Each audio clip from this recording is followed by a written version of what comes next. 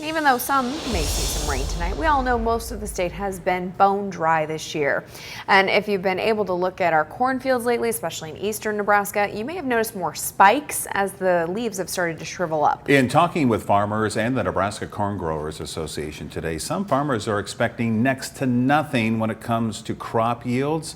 Generally, Jessica Blum looked into it. She joins us now with more. Jessica? Yeah, the drought going into April combined with little subsoil moisture for this growing season was setting up many dryland farmers to fail. But once we hit May and saw only a fraction of what we were supposed to get in terms of that rain, the reality is it's that much worse.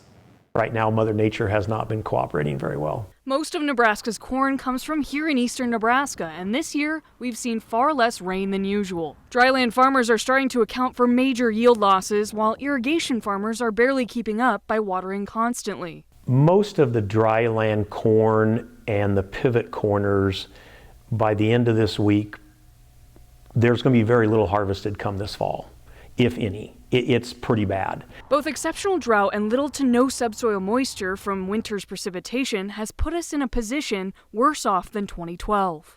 12, we had some subsoil profile. We had some moisture going into the spring. This year we started with very little to almost non-existent. We did burn up pretty bad in 12.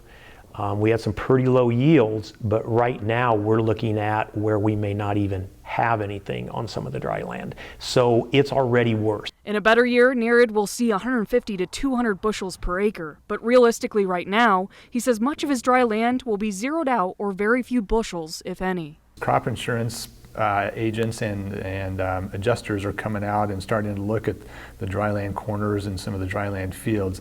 At some point, they will essentially write off those acres because it won't pay to drive a combine through there and try and harvest little or nothing that will be in the corn. Crop insurance will offset some of the costs, but with increased prices for fertilizer, seed, and land costs, it will not offset everything, leaving farmers at a loss. Livestock are being affected because of pastures not growing and the low hay yields. Normally, dan-nerud has about 200 to 225 big round bales, but right now he has about 10. We started pulling cattle out of the pasture, and we're actually going to sell my spring and fall herds next month, just for the fact that we don't have the pasture hay for them. And while experts say it's hard to know now, we may see the effects of this ripple down to the grocery stores eventually. It's very hard to say.